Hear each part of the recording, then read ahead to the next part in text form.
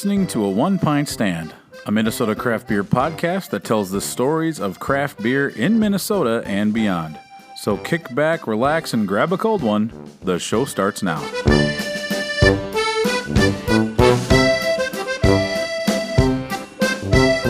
Hello, my name is Dan Bobian, and I write, produce, and host A One Pint Stand. I'm ecstatic that you are listening. This podcast has been a passion project of mine since 2016. This particular episode features my wonderful conversation with Josh and Ken from Heavy Rotation Brewing in Brooklyn Park. I first became smitten with this cozy little Minnesota craft brewery last fall after a long bike ride through the Elm Creek Park Reserve. Since then, I have kept tabs on them and really enjoyed what they've been brewing. And most recently, I was in the audience when they won 2 awards at the Minnesota Brewers Cup, so I figured it was time for me to sit down with them. The vibe, the beer philosophy, and the passion for quality beer are things that I absolutely love about the place. So let's head out to Heavy Rotation for our beer conversation on A One Pint Stand. Cheers.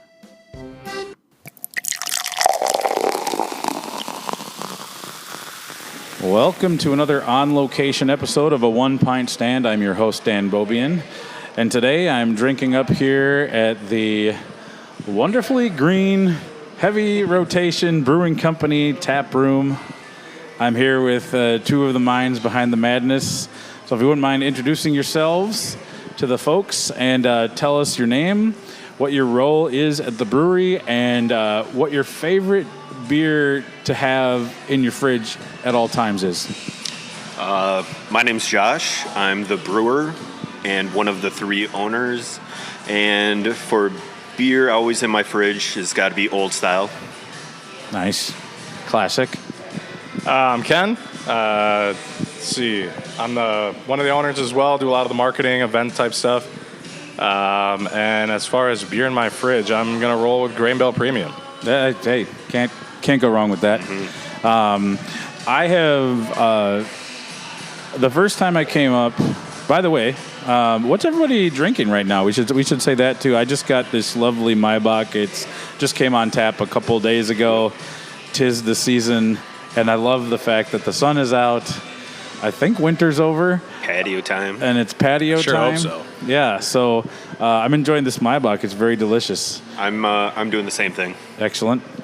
I went a little bit different. I went with the how we do it, or kind of a session sour. Okay. I don't know why. Normally, I'm not a big sour guy, but kind of like this one a lot. So. Yeah. The weather. Yeah, the weather definitely helps. Yeah, the weather is this is ideal sour weather. So I wanted to thank you all for having me come in. Sure. The first time I ventured up here was shortly before September last year. Me and another friend had gone on a long bike ride to Charles the bike Charles. ride. Yes, a Charles bike ride. That's you have to put that out there. The Charles bike ride is different than a normal bike ride. No, he's been huge, getting me off my ass and onto a bike, which is really fun. Charles is a good guy, wonderful person to hang around with. And we went on a really long bike ride, like 14 miles, 15 miles. I was sore and tired and thirsty. So we were tossing around the idea of going to Elm Creek Brewing or here. And I had heard a lot of good things about what you were doing. Cool. And I had been fascinated to get up here for a while because of the concept of kind of like, you may never see the same beer twice. Yeah. Hence the name Heavy Rotation, a big rotation of beers. And so I wanted to come up and try it. And then we met another friend, Vicky Epper, up here, who is she works at the Broken Clock Cooperative and lives not too far. Yeah, I saw she posted yesterday on her Instagram that she was up here writing a sermon. So she comes in here and hangs out a lot. And I was blown away by the beers. I was excited about each and every one of them that I tried. I think we tried 3 different ones. And ever since then, I had wanted to come back So I'm happy we're here. And I think we had met through several. We kept running into each other, and I was like, I want to come do a podcast. I want to get up here. I want to hear your story. So I'm happy that we are finally doing that. Hell yeah. So we're happy to have you. yeah, no, this is great. I love that what this place is, what it's kind of become. You're just over about a year old. Yep, just over a year. So I know you guys had a big party. But I want to kind of go in the Wayback Machine and think about, before you ever brewed a beer, poured a pint, had a meat raffle, give me each of your backgrounds in craft beer. Sure. Just from a drinking perspective and what I've kind of enjoyed for myself, like when you turn 21, everyone else is drinking light beer or vodka Red Bull or something. I think I started off with like straight up Budweiser because I didn't want to be a light beer guy. And I graduated to foreign beers and started drinking like Red Stripe and then Newcastle and Smittix, and then finding out that there's stuff closer to home than like the out of the States beers, and graduated to Summit and Surly and started really enjoying those with the broad flavors and different. The cool thing that beer was it was very approachable. It's not wine, it's not snobby. Everyone can drink it, and you don't have to feel stupid or dumb because you don't know what something is, or you don't know exactly what a style is. Just if you like it, you like it. If you don't, you don't. Yeah. It's cool enough. How about you, Ken? Yeah, so I really wasn't a big beer person to begin with. I actually got started in craft beer industry by working at a place that we both worked at for a little while. That's kind of how we became friends, and then I was doing insurance stuff, right, for a long time, and I was just like, this seems kind of fun. Did that for a couple months, and I was like, all right, well, I quit that job, kept hanging out with this dude over here. Then I jumped in and started working at Udapils Brewing, doing a couple of different, starting out as basically a bar back dude, then checking IDs and all that stuff, and just kept being persistent to want to grow and grow and grow. Ended up doing like a bunch of events and taproom stuff there, and became their marketing director, all that jazz, and then now here I am, right? Okay. Owning my own one with him and our other guy Scott. Okay. So when did it become kind of the idea, or maybe what was the catalyst from taking your fascination with this beverage and Josh, you said something that I really resonate with, and that beer is approachable. Yeah. You made the distinction between beer and wine. Mm-hmm. I think everybody associates wine with like high-end white tablecloth restaurants being more snobby, which is unfortunate because... Yeah, and it doesn't have to be that way, but yeah, there's definitely that perception, yeah. Yeah, whereas to me, beer is for everybody. Yeah. We can all sit down around a table and...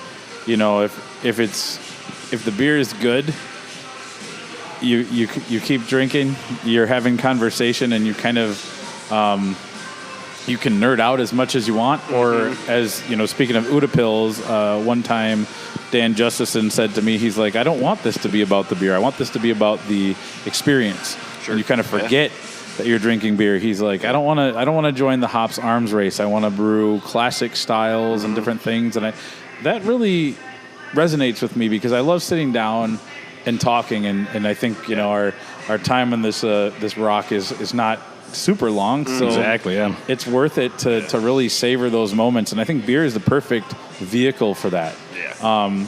So when did you start kicking around the idea of opening your own brewery?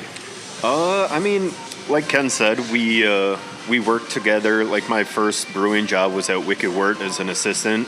I kind of graduated to head brewer, and having been friends with Ken the whole time, we always kind of kicked it around that we wanted to one day maybe do our own thing. But I don't think it was until the pandemic that people kind of started realizing, like, I want to work for myself, or like even like you're saying, like life is short, and you could see it with COVID, and like we kind of jump-started it faster and faster, like, hey, let's get this thing going. And it wasn't until 2021 March, we started talking about it, brought Ken's Uncle Scott into the conversation, and November of 2021.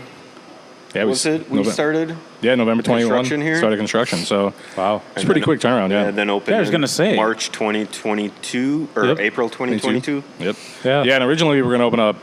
Our plan was to open up on St. Patrick's Day, right? Because, like, why not, right? That's the perfect time to do it, and then it works well for your anniversary parties and all that stuff. Had some delays, like everybody else, during that time, right?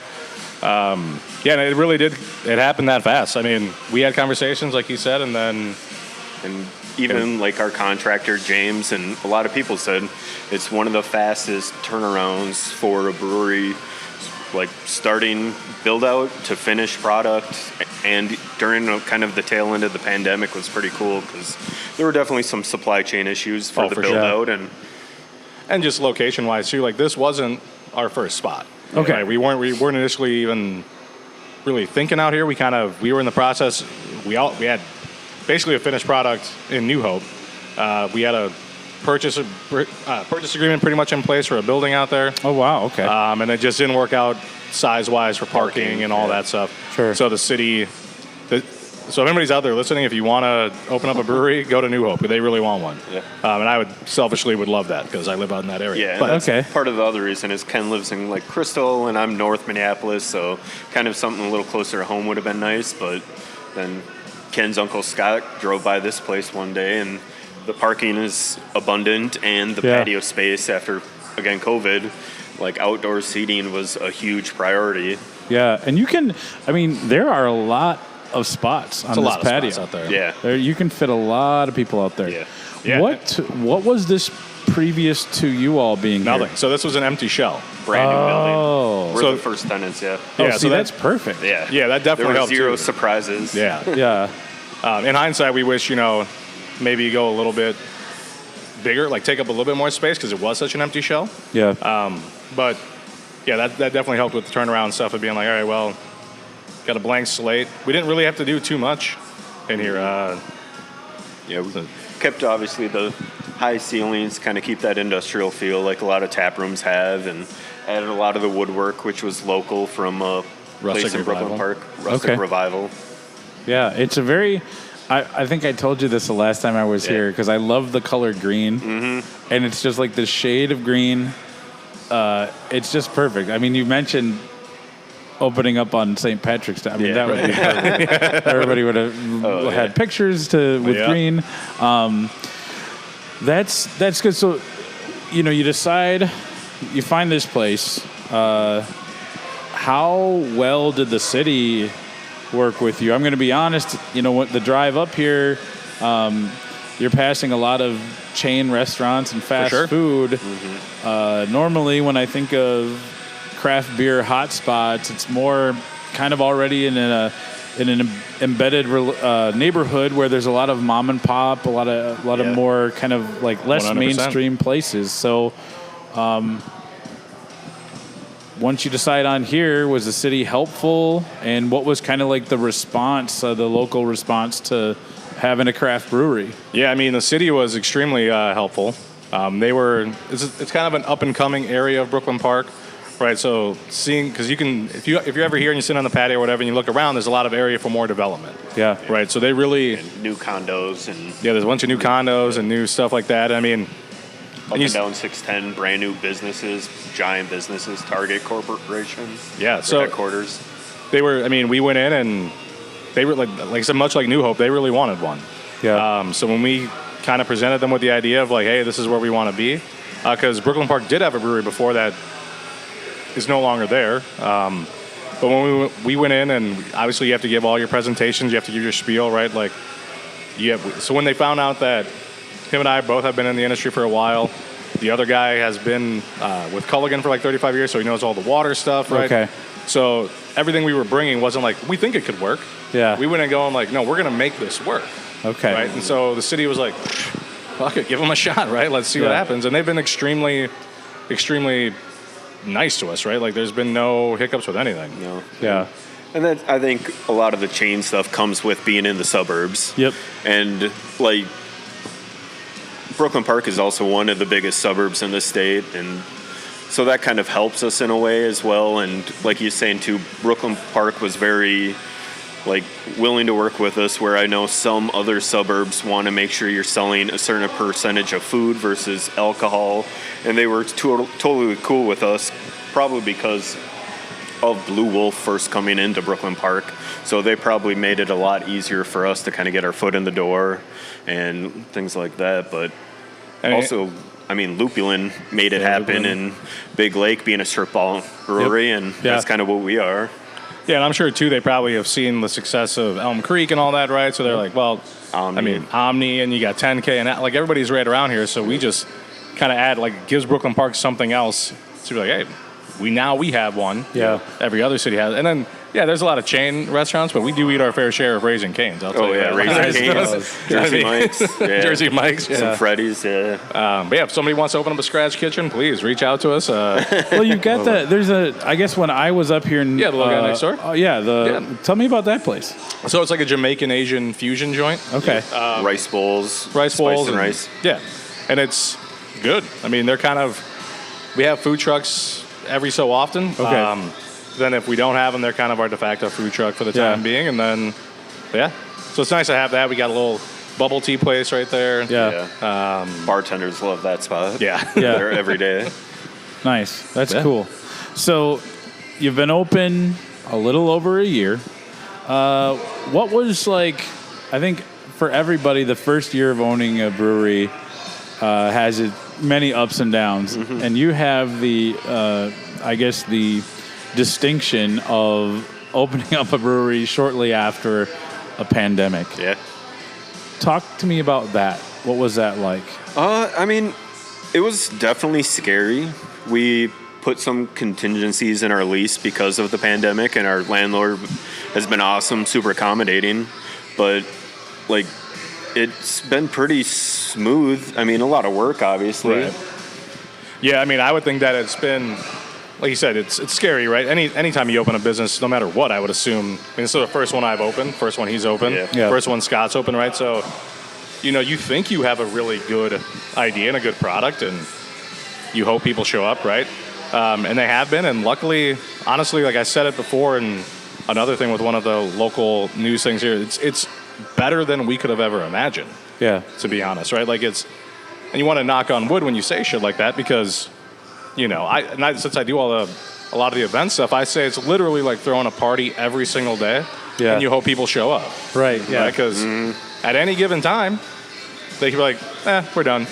Yeah. Right? So it's every day is terrifying in a way, but it's also super exciting and kind of like you go back to like you don't have a lot of time here. Yep. So it kind of gives you that rush every day of like, all right, what's going to happen today? Yeah. So a lot of mundane stuff, but it's awesome. So you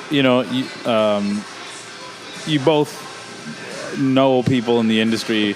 Were there, other people at other breweries that were kind of went out of their way to kind of assist you or give you, were really good sounding boards? I would imagine that there's there's a million different ways to do it. Mm-hmm. From the number of tap lines to like the size of the brew house to like whether you're going to try to put in a kitchen. Yep. Whose ears were you bending along the way?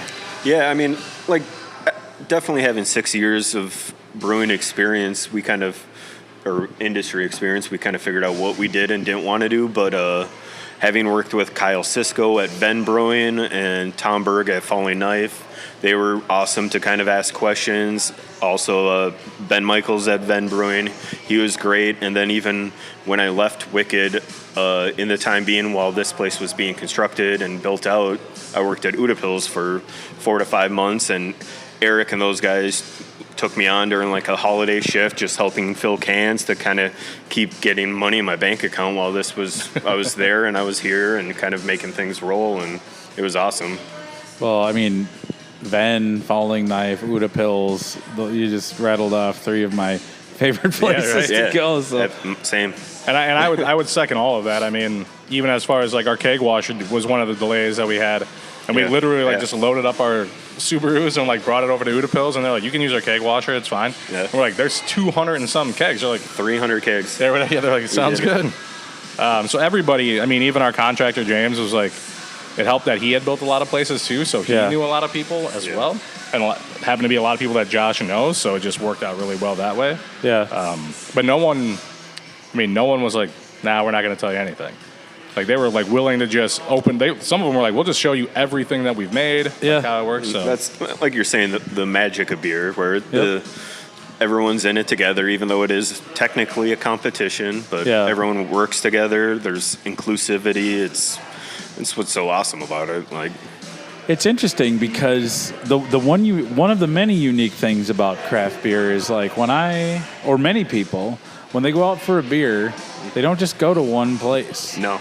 And I think if you're in a close proximity to another craft brewery, it's in your best interest to have a good relationship and want them to do well because there's this symbiotic relationship when it comes to being close, and you're going to send business their way, and they're going to send business your way. Yeah, and Minnesota's still kind of that small town vibe where if you're an asshole or you treat people like assholes, it's going to come back to you, or people are going to talk about it, people are going to hear about it. So it's like, just fucking be cool, man. Like, it's that easy. You don't have to be a dick to people, and like, try and have a good product, be friends with everyone in your neighborhood, be friends with the people across the street. And that goes with everything. I mean, that goes as far as like food truck relationships, that music that you have in your place, right? Like, a lot of times if it's someone you're like, oh, we've never had this food truck, or we've never had this guy play music or girl play music, you can reach out to the other breweries that have had them, and they'll be like, I probably wouldn't do it for this, or I would if you can get them, 100% get them. Yeah. My girlfriend Jessie and I were just at Elm Creek for Cinco de Mayo and talked to the owner Mitch, and he showed off his new build out for his brew house. Giant. Yeah. So fucking cool. 2 big fucking lager tanks in the back. So Nick's gonna have a lot of fun with those. So you'll definitely have to swing out there and check that out. I've been there once, and it was a very New England IPA heavy tap list, and I was kind of not in that mood. Sure. But I know that people have said that the lagers that they brew are really good. I just think they have a heck of a time keeping those on tap. It's a problem. This is a good segue into the next thing, but do you think, kind of just as both of you observe craft beer, I know that for a while, start off kind of 10 years ago. All right, everybody is kind of brewing the classic styles, and there's a lot of variety.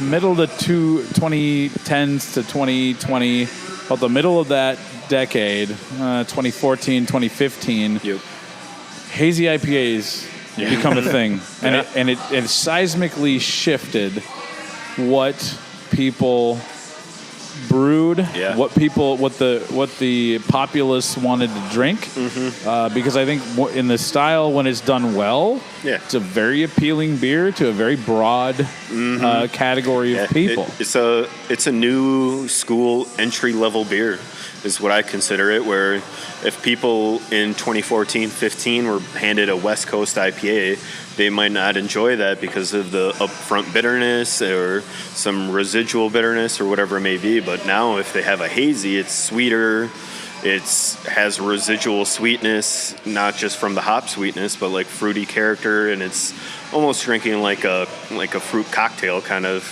orange juice drink. So I think it's very, like we were saying too, approachable for a lot of people who might not be into beer, and when they have something like that, it's like, oh, I can slam a bunch of these and not feel bad about it or whatever it may be. But I think that's the funny thing too, like hazy IPAs, right? Obviously, I always joke, like, you can make the worst hazy IPA that's ever been made, and it'll probably be your number 1 or number 2 seller at your place, right? Which is really, kind of frustrating, but for sure. I mean, our hazy is our best seller for sure. Which kills me because, I mean, the craft beer nerd inside me, when I see what you have, is so, this is so perfect for what I like. In fairness, though, our cream ale and our English mild and our Vienna, things like that, they sell just as well. Yeah, and that's been nice about the neighborhood too. They've been very receptive to kind of the old school styles. They love the Munich Dunkel, Helles, Pilsner, that kind of stuff. They've been very cool with that. And I think that's also kind of why we win so small, right? So because you kind of have to brew what people want to drink. Yeah. Right? So if you don't brew stuff that they want to drink, you don't have a job, you don't have a business, you don't have anything, right? So for us, if all of a sudden, like, oh, now everybody's drinking beet juice porters with marshmallow, cool. Oh, we'll God, I hope it never gets to that. You know what I mean? Like, we take a chance on a 3.5 barrel system. Yeah.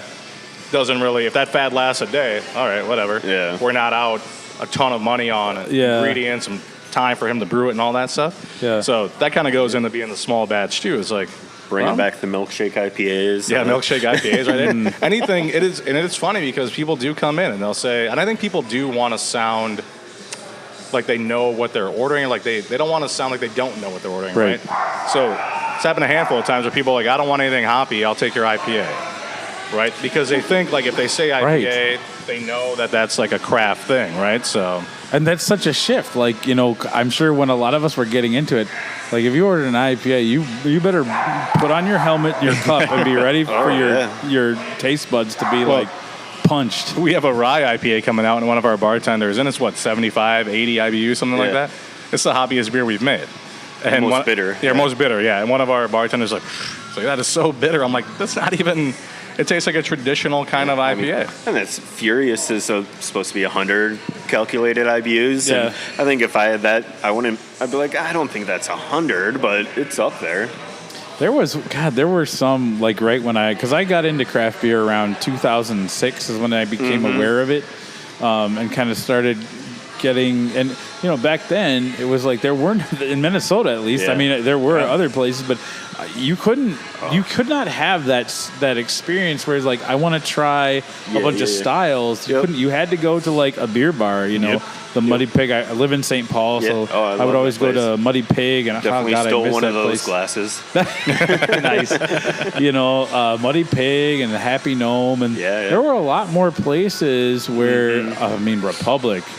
Oh my God. Even Bulldog place, like even like those places where you're like, damn, they have so much stuff you've never even heard of or could even get your hands on. And that's pretty much when we started getting into the industry, I feel like, is 2014, and we had been going to a lot of tap rooms and trying a lot of different beers, and I think that's kind of why we wanted to do what we did, is that's what got us into the industry, and we think a lot of people would be into that adventure as well. Like, if you got 6 hazy IPAs, they all kind of start melding together, or you got 4 sours. It's how many different fruits can you pack into the motherfucker before you can tell it's a different thing?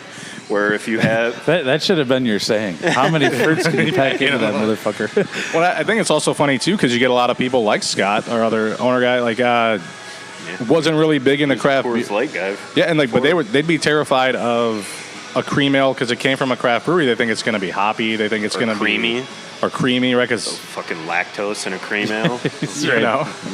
Well, like I've always thought, like the descriptor of a sour beer is an instant turn off. Oh yeah, it's like the word sour. You know, it's so the same it's with like sour cream. Acidic, and when I'm thinking about it, I try to say you know, mixed fermentation. Yeah, because then that's a little bit. Then you can kind of explain. There's varying degrees of what that might mean. Or but tart is an easy. Word just use those fun trigger words that people are like, oh, I like tart. I know what sweet is. I know what candy-like. Candy-like, candy-like. So you got some help from other breweries. The community responded well. You know, you're brewing, kind of getting back to like that trend of New England style IPAs. What I appreciate about your tap list is there is a true variety. Why? And maybe it is just, maybe I'm going to answer my own question like I do sometimes. And just like, I'm looking at your brew house. Say yep. 3.5 barrel? 3.5. 8 uni tanks. So 8 different beers always fermenting. Yeah. So is that why you just wanted to be like, be small? Yeah. You can play around. Yep. And we have 16 tap lines, one of which is a seltzer, so 15 beers always on tap. Okay. But yeah, having 8 tanks lets us brew different things, kind of like Kenny is saying, and we always try and, like, the main idea behind that is the inclusivity of beers, having something for everyone. Yeah. We try to have 2 light options, 2 dark options, 2 hoppy options, a couple fruity beers, whatever it may be. So if you come in here, there should be something that you would enjoy, hopefully. Where I think you could try it, that's take so a swing important. at it. Yeah. And if you don't like that, hopefully plan B is going to be your beer. Yeah. So you mentioned lupulin and a brewery in a strip mall. Yep. Way back when, somebody wrote a review about them, and I think their closing line was, "So all in all, not bad for a strip mall brewery." Yeah. And I think that was like kind of a shitty thing to say.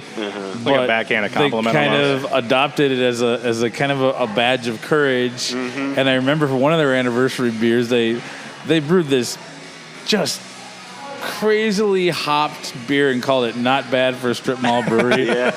And I think It might be coming back. I've seen advertisements. they're going to do it for their 8th anniversary, Cool. and I just love that. But I think about when you're out here outside the 494, 694 loop, there's a better than average chance that somebody walking in to your brewery, that is their first interaction with craft beer. Yeah. And fair or unfair, that puts quite a bit of responsibility onto your shoulders to provide them with a positive thing. Yeah. What have been kind of like the crowd favorites of the beers that you've brewed? I'd say definitely. I mean, that's what's been cool about it. A lot of traditional styles. The Farmer Frank's Cream Ale has been super popular. Award-winning. Farmer Frank's got Cream a Ale. 3rd place in the state for that. The Finals Kolsch has been very popular. Lean Into It Hazy IPA, of course. Fruited Wheat or Vacationer. The Vacationer, that one is like a little tropical cocktail. It's passion fruit, tangerine, pineapple, hibiscus, and coconut. Okay. So everyone's in the pool on that one. Yeah, right. And that one's it's a fan. I would say it's probably it's right up there, like you said. So we don't brew that often, just to Create that demand create a a little buzz a little bit. But Give me a break. Yeah.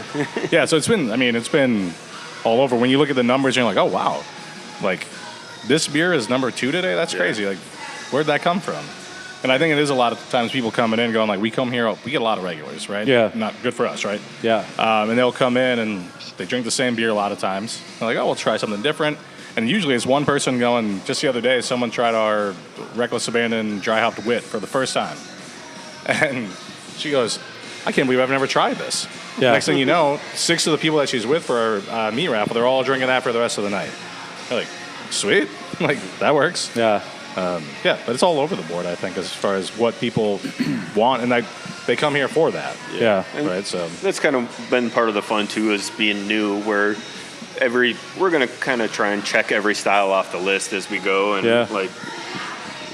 Maibach has made its first time on the board eventually. Yeah, this was really good. I want to do a Cascadian Dark Ale, or we're going to do Schwarzbier. Okay. Like get some Belgian stuff going, just weird things. Hopefully, eventually start doing a barrel program. Yeah. Which probably means just 2 barrels, but Sure. it's still something. Well, that would make it really cool. I mean, I think there's very exclusive. there's Sure. advantages to every size. Yeah. But I would imagine, like for me, if I'm a local and my favorite beer, I stumble upon something that I never thought I'd like. Yeah. I'd be like writing you letters every day. Hey, when's this coming back? Do We you get some get a lot of happens. that? Yeah, and some angry people too, where they catch on to the beer a little too late, and then they come back and it's gone, and they're like, Sure. "What the fuck? What'd you do?" But that's kind of the cool thing too, of like putting all those. So like if Lean Into It or ever goes off, which is our flagship, Yeah. the cream ale, and then someone comes in like, oh, you don't have that. I only drink that. Well, there's 2 other hazies on with different kind of hops and different, like, try that one instead. And Yeah. then people, so we try to keep something on similar. Oh, you liked our Kolsch? Well, try the Helles. Try the It'll Helles, be yeah. right up your lane. Trust That's me. perfect. Yeah. Okay, well, I want to take a little break because I plowed through that Maibach like somebody coming off a cleanse plows through a bag of chicken nuggets. So easy 7% too. Yeah. Let's break here. Sounds good. I want to get another beer, and when we come back, I want to continue the conversation about the beers that you have on, and then I want to talk about some beers that have won some awards recently. We're going to be right back up here at Heavy Rotation, and you are listening to a 1 Pint Stand. Hey, thank you so much for listening. Hopefully you're enjoying a 1 Pint Stand. My aim is to help spread the word about craft beer. Enjoying craft beer is a passion of mine, and I love chatting about it with other people. A 1 Pint Stand has a goal of helping breweries tell their stories. I love to get out in and beyond Minnesota to visit breweries, beer bars, and meet other interesting beer people. If you're also into those things, you'll probably want to keep tabs on the show. So go ahead and follow a 1 Pint Stand on Instagram, Facebook, and Twitter. We would absolutely appreciate any and all positive reviews on Spotify and iTunes to help make it easier for other craft beer listeners to find us. If you like reading about craft beer, I started my own blog, and all my writing can be found at a1pintstand.com. After writing for 8 years as editor-in-chief at Beer Ploma, it was time for me to start my own blog. So make sure you check out the blog for some interesting craft beer content of the written variety. I truly appreciate you listening and taking time to enjoy our stories. Now, back to the show.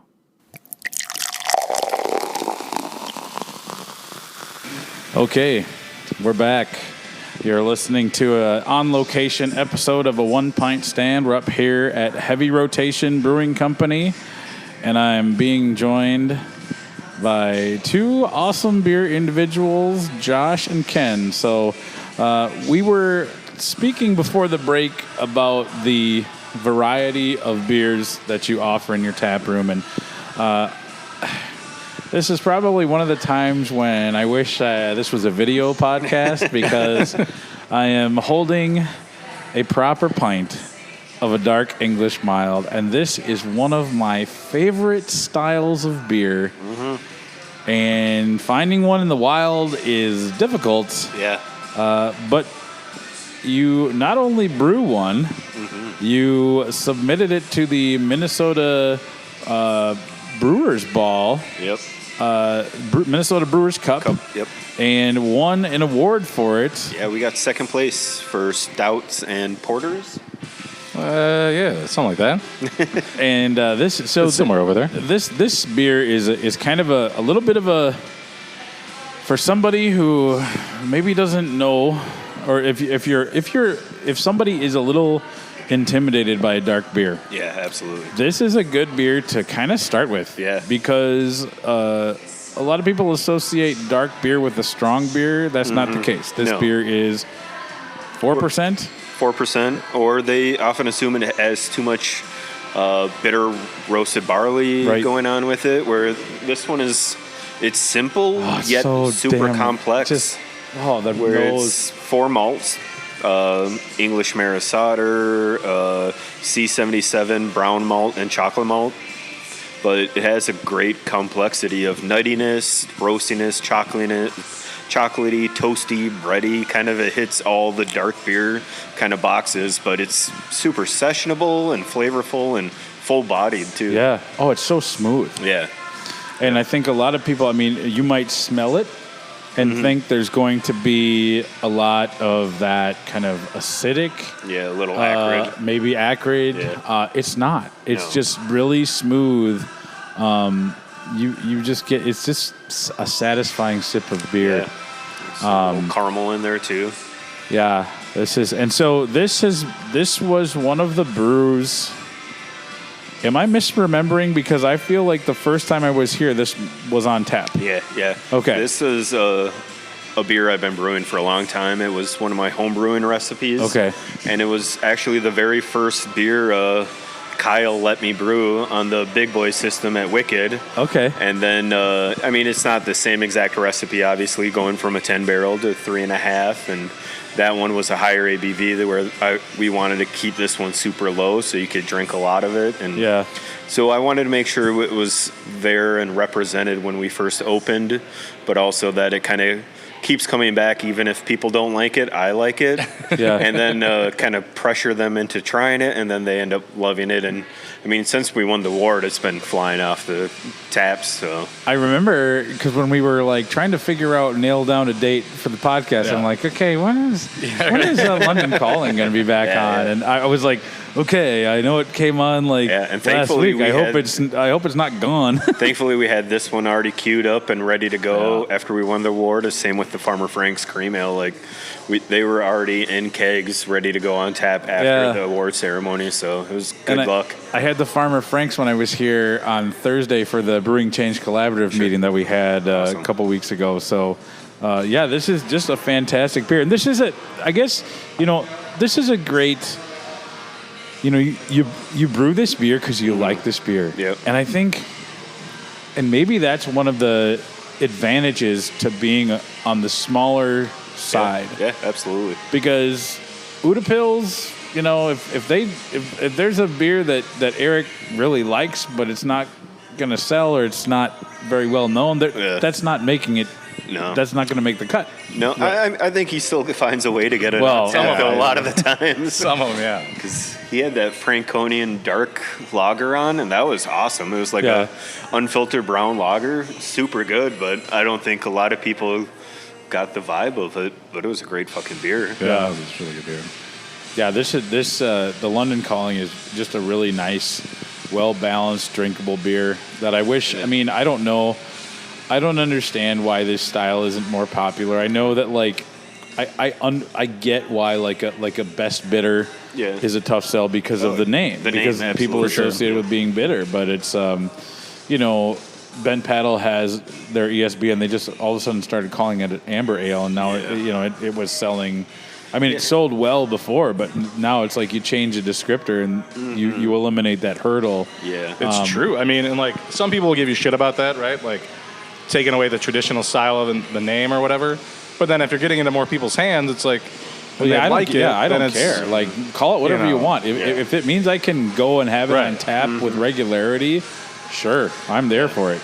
And that's kind of what we do with a lot of traditional styles is we'll keep the traditional name, and then the secondary name will reflect more what it is to the general consumer, where we had our Vienna lager on. That was a German amber lager. So an alt beer, too. The alt beer was a German amber ale. And now the Maibach is a German spring beer. Or Munich Dunkel is a German brown lager, just so it kind of simplifies things for the customer who might not know what these old-time beers are, and then they get into it, and it's a cool connection thing too, because you get to find out what your ancestors were drinking 300 years ago. Like you're almost having the same beer as them, or it's kind of a cool thing that these old classic styles have lasted this long, and they can still hold up to these new school sugar bombs and kind of bullshit beers, whatever it is. And like, I'm not hating on it because I'll still drink the shit out of that crap too. And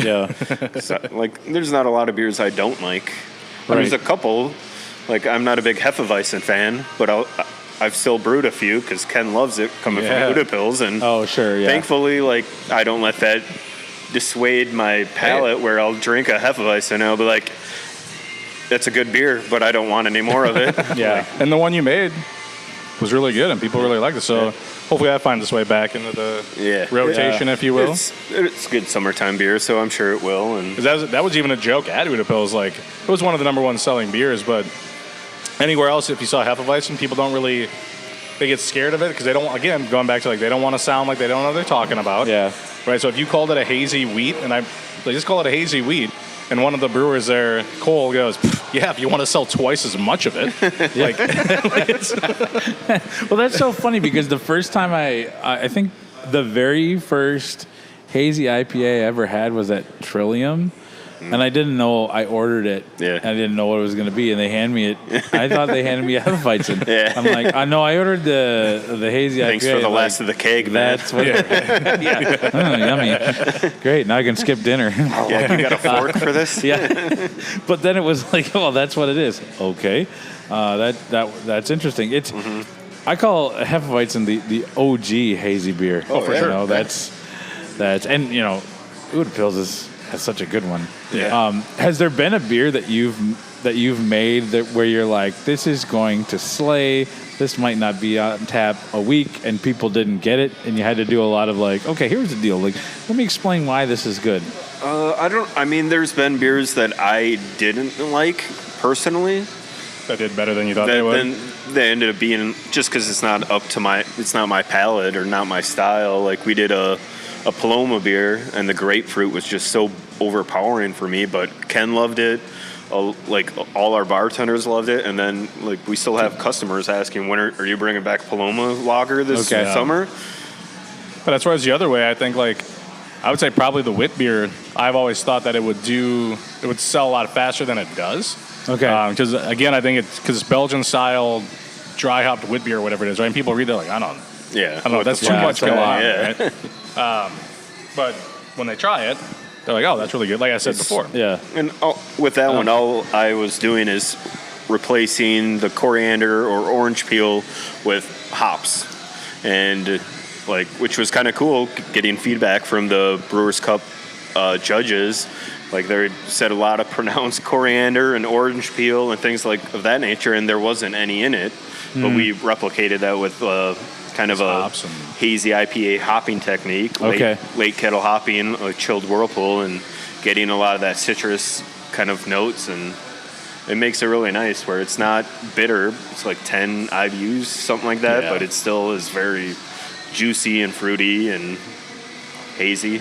Yeah. Like I said, we should try that, this experiment here, like hazy wit beer. See if like all of a sudden just I might be. I think you might be onto something. I think that's the nice thing. We could do it for a couple of days and no one will notice. And just see if the numbers. That's pretty fun. Yeah, I mean, that's not a bad idea. Has there? Do you find that Belgian beers are a tough sell? I feel like of all the different categories, even probably more so than like an ESB or like ordinary bitter, Belgian. People hear that word, they get scared. Why do you think that is? I mean, even the descriptors for it are tough sells, because a lot of people say barnyard or farmy, and then that's not appealing to people. Because I mean, I love a petting zoo as much as the next guy, so I don't get why that's a problem. Almost all my family grew up on dairy farms, and I'd go there in the summertime as a kid. I'm like, I don't want to drink that. Yeah, like, I suppose. But I think that's the other thing too, is more and more beer consumers are getting more and more educated, and they're finding their ways to the more classic styles and figuring out beer doesn't have to be just whatever light option they have or whatever hazy or easy option it is.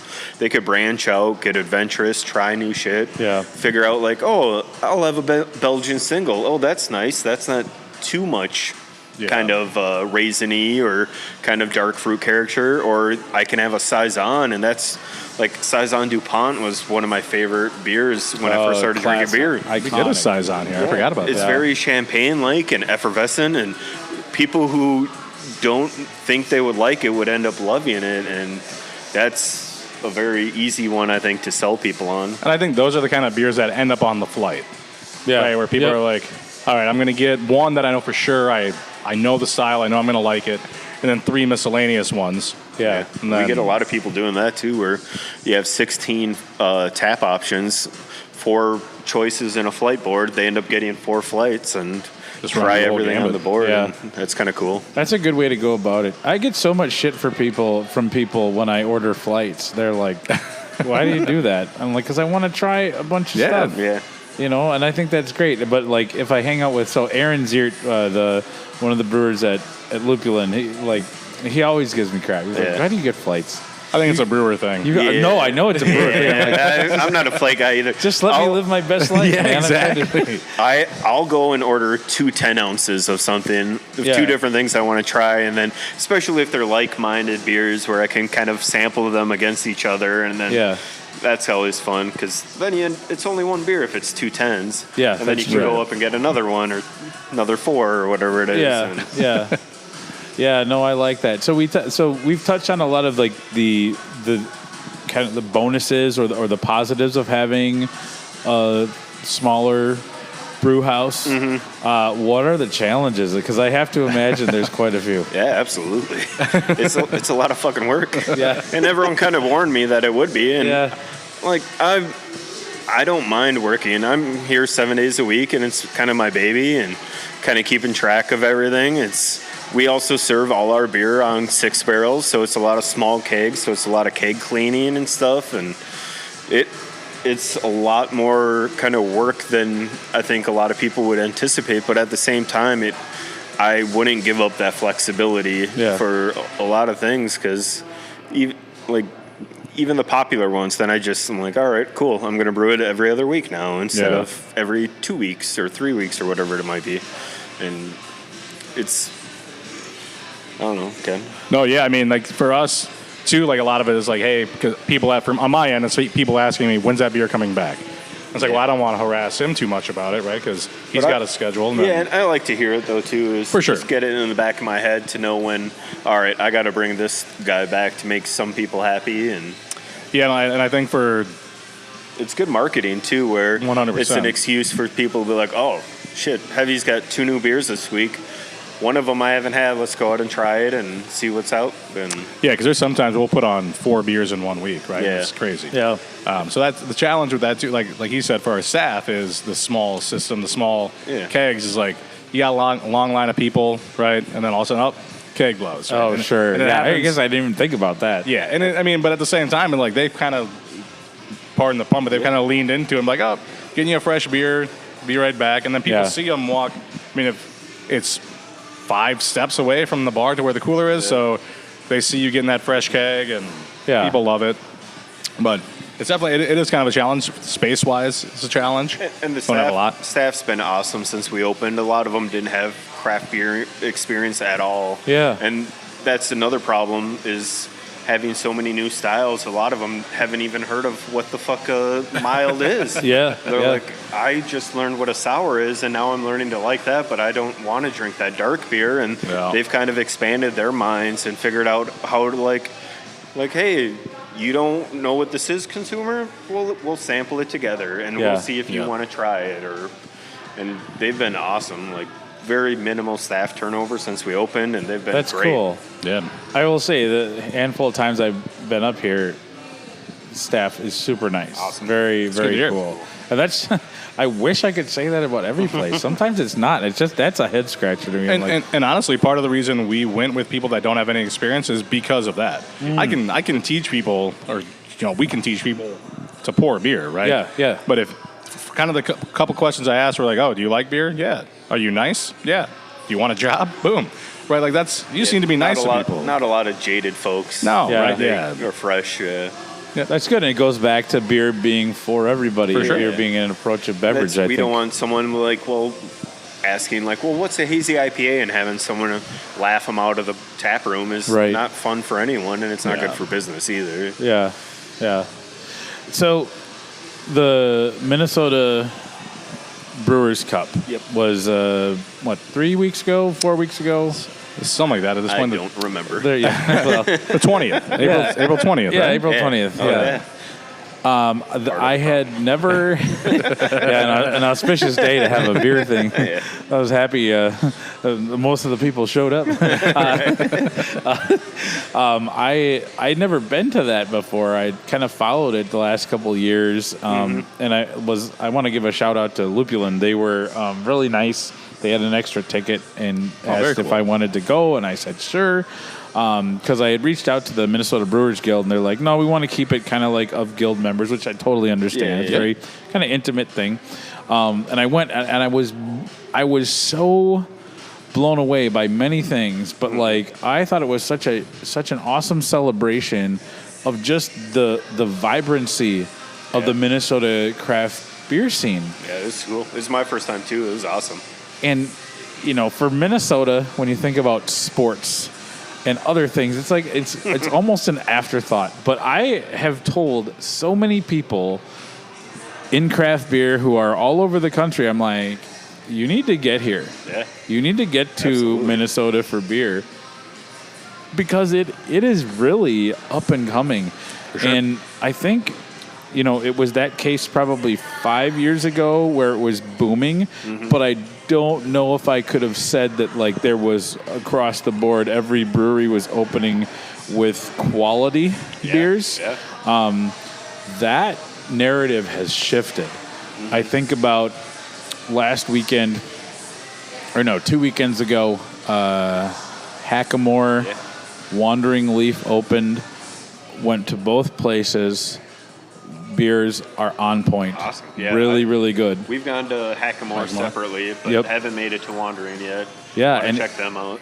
And it's so I think the bar has really been raised for what people are doing, and that made the Minnesota Brewers Cup really fun. Yeah, it's because an absolute blast. There's a lot of competition. Oh yeah. And you all won 2 awards. Yeah. Talk to me about kind of the emotions of the evening. I have to imagine that for beer competitions, you put forth what you think might do well, but you don't know, and judging is subjective. Mm-hmm. I'm a teacher, and grading is hard sometimes. You're hungover one morning. I went to the Mr. B. You smell funny. I went to the Minnesota Brewers Cup last night. I'm a little off my game. But rolling the TV. Kids ate my lunch again. Yeah, that's right. All F's. Oh boy. That's just. Luckily, I had the day off, so the next day, which was fortuitous. But talk to me about kind of what that felt like and what that means to you as not only as a small business, but as people who really are invested in this craft. Yeah. And some people, I think, there was a little smidge of a time when people were.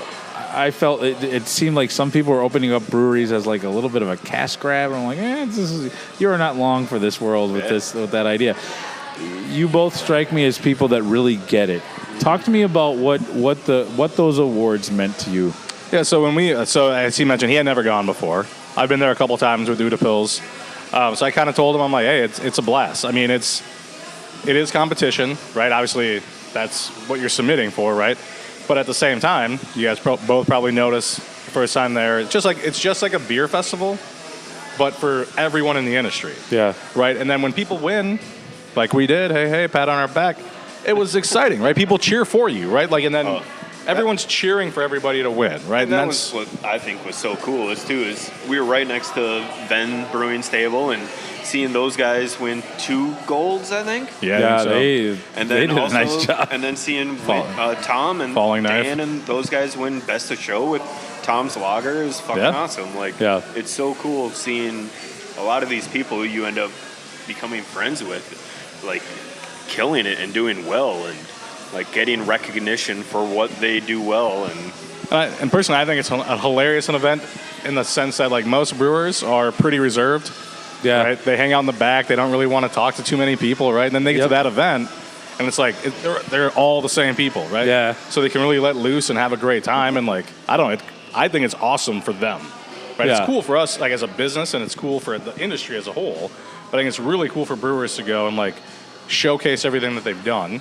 Yeah. And their hard work and all that stuff, right? I don't know. It's a cool thing. And that's kind of why I think we put forth the ones we chose, because we did 6 entries, and most of them were kind of focused on classic styles, because I felt those would judge better, because it's a little stricter guidelines, but I also know what I wanted to brew to those guidelines and specifically, and then also getting recognized for kind of making a good beer is awesome. Yeah, and the emotional part of it is it's just a blast. You're there with all your friends, right? And then you go if we win, whatever. Yeah. Everybody says that, right? Knowing damn well you want to win something. Right? I think if you said you didn't care, you'd be bullshitting. Exactly, right? And then you hear we won. We got that 3rd place one pretty early on. Yep. And I was like, holy shit. Yeah, that was the cream ale one. Cream was ale, pretty early. Yeah. We all just kind of looked at each other well, all right, now we're done. That was. Yeah. I don't care what happens now. This is gonna be a fun night. No more night. stress. Yeah. And then you get 2nd place for another one. You're all right, let's keep going. And then we just had an absolute blast, right? I think we ran into you at... we at the Bulldog. Bulldog. Yeah, that was fun. I don't even know what I was drinking. Ken was just handing me IPAs, I think, and I was talking to a bunch of people, and But luckily, I made it back in the lift and got me, my cell phone, wallet, keys, girlfriend, all back home. So now we'll just do it again next year, right? Like we'll just. It's kind of, I don't know. It's an absolute rush. Yeah. Right. Like, are you at liberty to say what other beers you entered? Yeah. So obviously English Dark Mild and Farmer Frank's Cream Ale. Then we entered our Vienna Lager, the Reckless Abandon Wit Beer. with beer. Lean Into It, Hazy IPA, Kolsch. and the Kolsch. Okay. Was that 6? I think so. Yeah. Yep. Yeah. And a lot of those other ones received high marks too, Yeah. which was interesting because we had 2 or 3 other beers that received the same marks as the Farmer Frank's that placed 3rd, and without winning a medal just tells you how strong the competition was. Yeah. Right. Yeah. And that was like, we had a feeling like if we don't win, it's a good reason. Like you're saying, there's a lot of good fucking beer out here. Yeah. Like, Yeah. And it's getting better and better. Like seeing you at Head Flyers anniversary party. Yeah. Awesome fucking beer. And then going to that same night, Jesse and I, we went to Modest's anniversary party, and they had a Fooder aged Vienna, and that was like, oh my God, like that's calling my name. Yeah. And then we ended up also going to Brixworth because we haven't been to the new spot. Yeah. The new spot is pretty awesome. See, I had not been to the original. And I went to the new spot shortly. Well, yeah, they had like a industry or not a, I guess an industry / influencer kind of deal. thing, and I'd never been there. I was like, wow, this is really good. My one regret of that evening was like not getting the burger. I was like, should I get the burger? I've never been. The dry rub wings are what I will get there every single time, and their house made ranch. So fucking good. All right. Yeah, I thought that was good. There's a lot of good stuff out there. And I think like what you said, like some places back, I think earlier probably did open up spots just for a quick cash grab because everybody was doing. They're like, oh, look at newsflash, you're not going to get rich owning a brewery, right? Like, I was a home brewer and I'm going to open a brewery. Well, if you haven't had experience in a commercial setting, you might not do as well. Yeah. Like you got to figure out not only just logistics of ordering shit, but how to properly clean stuff on a big scale and how to do water. Water is a huge thing. Brooklyn Park's water is terrible. The worst. Yeah. And Scotty hooked us up with a great RO system. Oh, see, that's key. Start out at nothing and build up each specific beer to that water profile that I want. See, that makes so much more sense why all of your different styles taste as they should. You know, because you've got a wide range of stuff up there. And if they all don't have a similar tasting twang going on. Right? Yeah. Oh, yeah. There was the unfortunate case in Delano. There were the 2 breweries that were across the alley. One brewery treated their water, one brewery didn't. Well, one brewery's still there. Yeah. And they're the ones that treated their water. I think that's a. Do you feel like is it in 2023? Do you feel it is a necessity to have at least somebody in the brewing staff with industry experience? It's probably not a necessity, but it definitely helps, at least in some regard. Maybe not even just brewing staff, but even in front of house.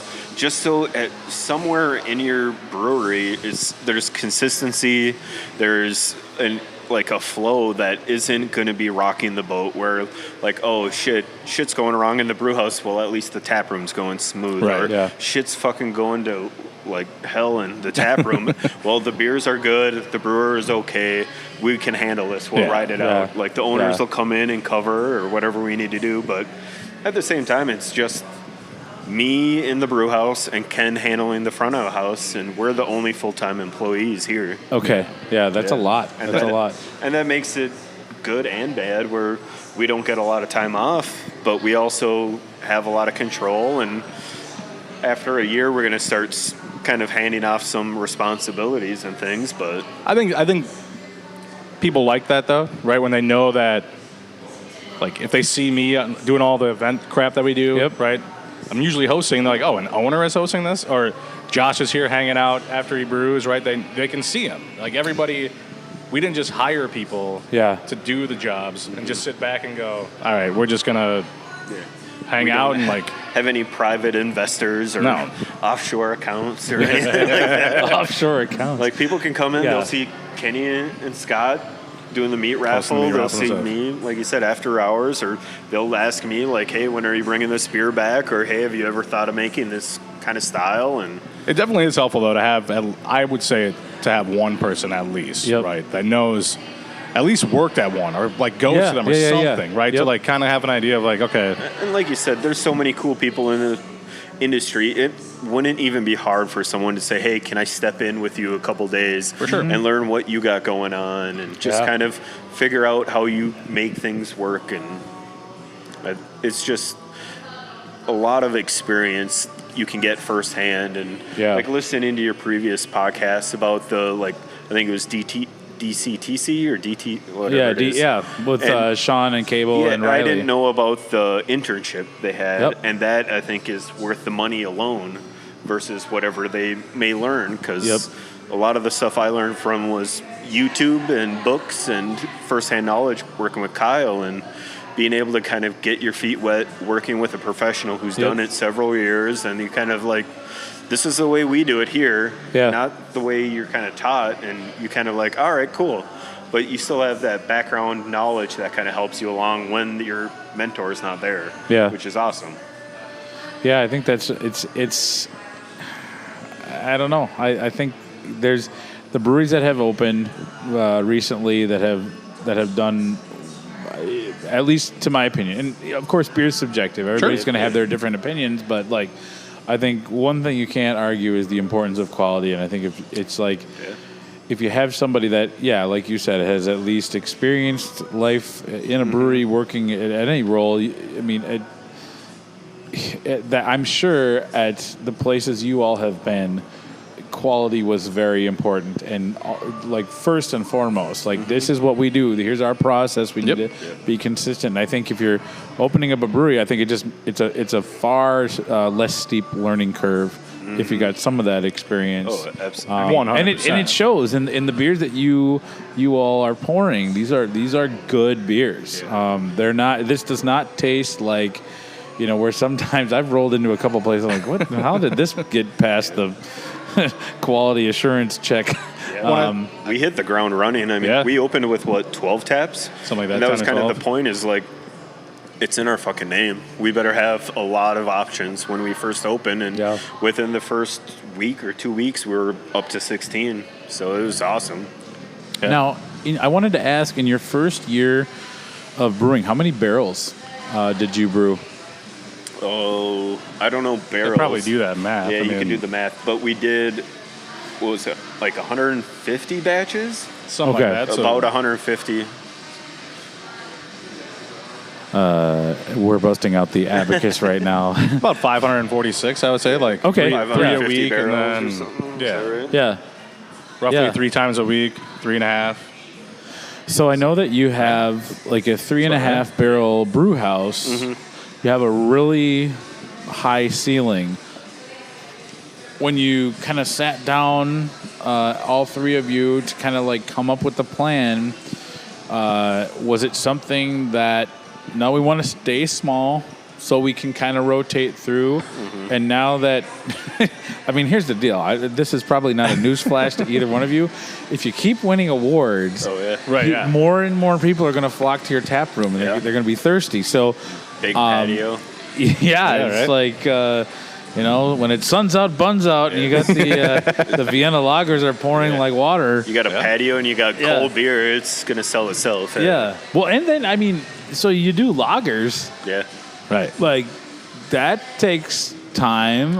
I know you're not rushing those because they taste phenomenal. Is there sights set on, like, is there the possibility, have you left it open to like expanding your size? We're kind of talking about it, but at the same time, with our build out, we built that into it, where our chiller for our fermenters can add 4 more 3.5 barrel fermenters, so we can add capacity in that regard. We've talked about adding a more automated brew house rather than the old homebrew setup where you're mashing in, and I'm moving around a pump and hoses everywhere I fucking go. Try not to It's trip a free and gym, though. It's a free bust gym my for face you. open. Yeah. Yeah, no, I mean, for me, selfishly, like, I want to stay as small as we can. Sure.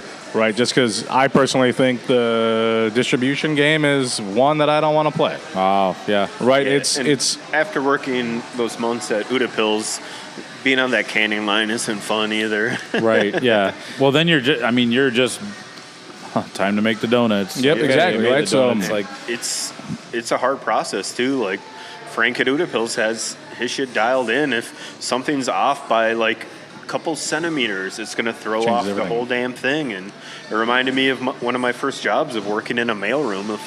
Like the letter is off on this mail folding machine. It's going Gone. to cause all hell, and you're dumping beer down the drain, and that nothing is worse to your soul than pouring good beer down the drain. yeah. I mean, because even if you brew it all, right, and it tastes good, and you just didn't sell it, then there's just no room for it. It's aging out. It's doing whatever, right? Like Shelf life expectancy you got to worry about. Yeah. so. So we've definitely talked about it. It would definitely, I think, be a small grow, like Yeah, you're saying. yeah. Right? Like it wouldn't be anything crazy, just because then we kind of get away from what our whole plan was, right? And like, Yeah. Maybe at some point a few select keg accounts if we were to do distribution. Yep.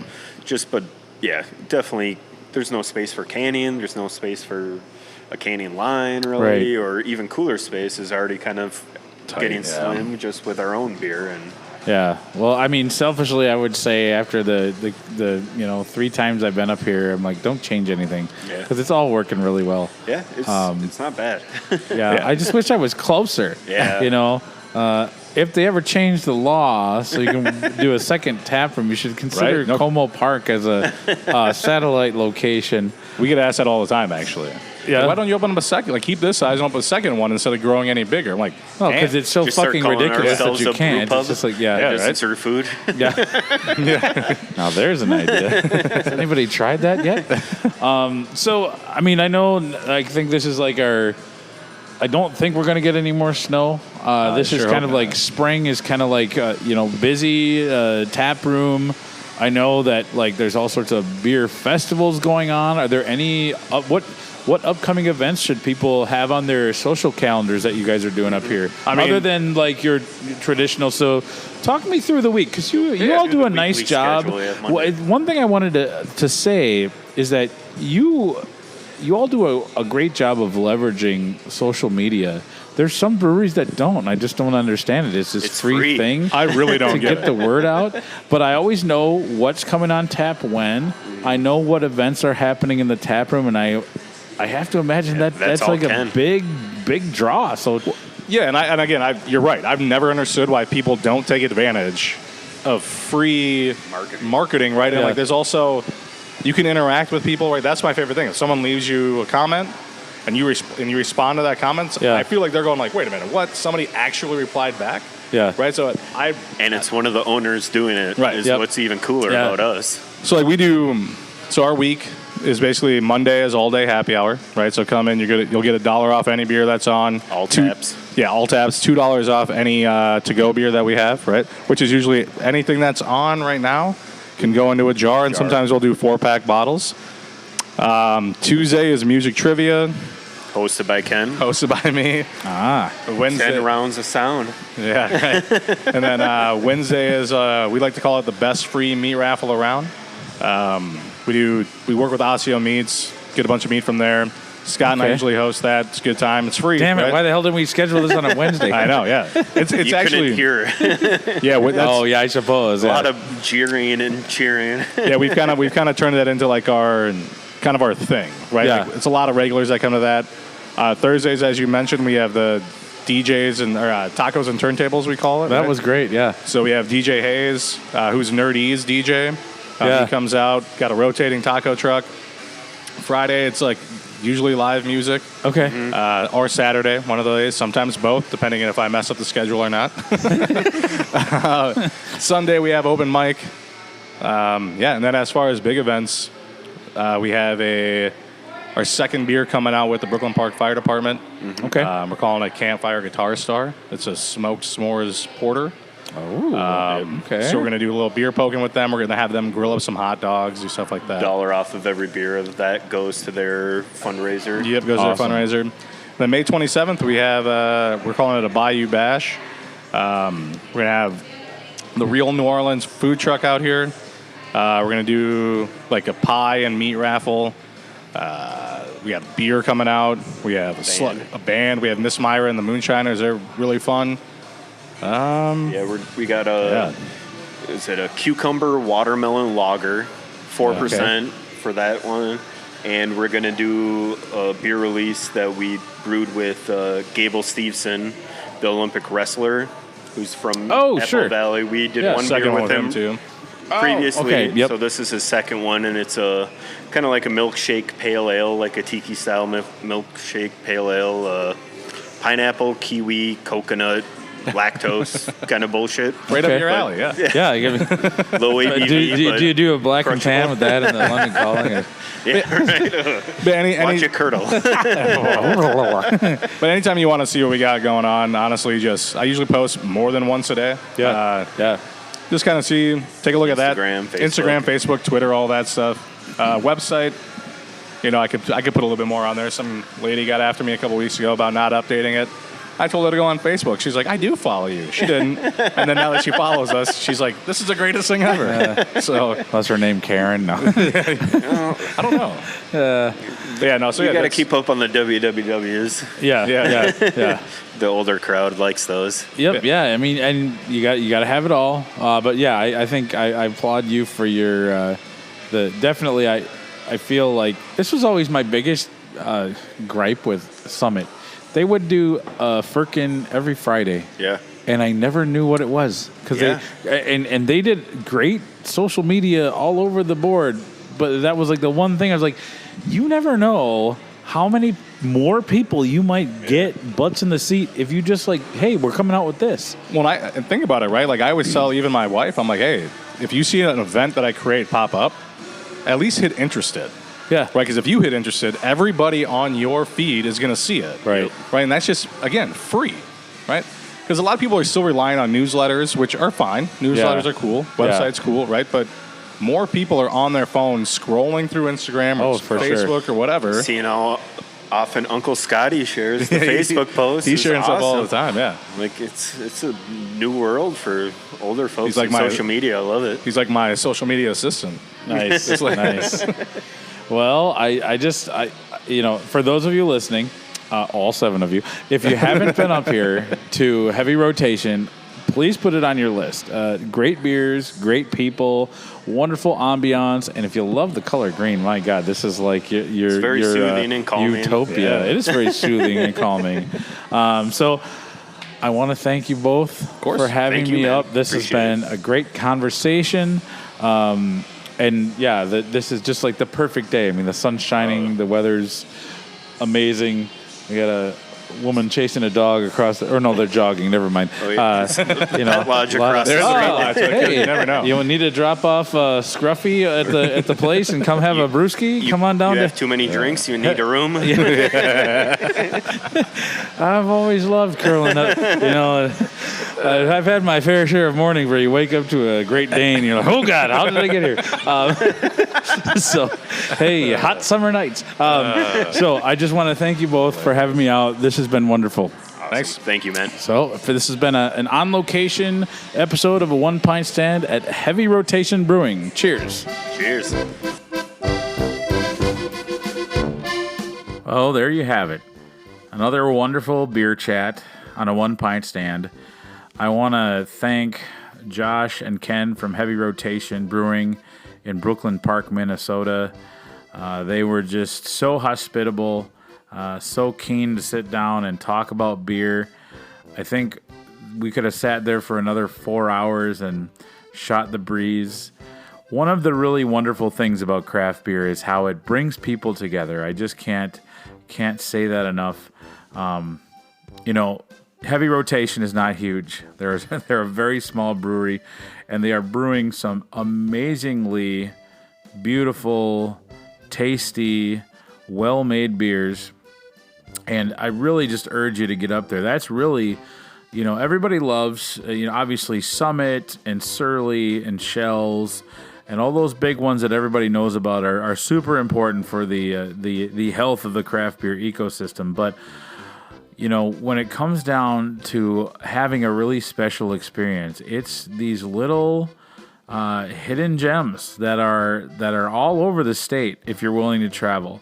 Heavy Rotation is a wonderful example of a true Minnesota craft beer treasure. So I really cannot say enough how much I urge you all to pay them a visit if you haven't. You're going to be in for a treat. I mean, for gosh darn sakes, that London Calling, it takes guts to brew at English Dark Mild, even if it is a small batch. And they won an award for it. So that's a wonder. That means it will show up again if you pop in and it's not there. So I was just really happy with the time and the conversation that we had. So remember, if you liked the show, follow a One Pint Stand on Instagram, Facebook, and Twitter. Also, make sure you leave us a positive review on iTunes and Spotify to help move us up higher in the craft beer podcast queue and make it easier for people to find us. And this brings us to the close of another episode of a One Pint Stand, a Minnesota craft beer podcast where the pants stay on, but the caps come off. Cheers.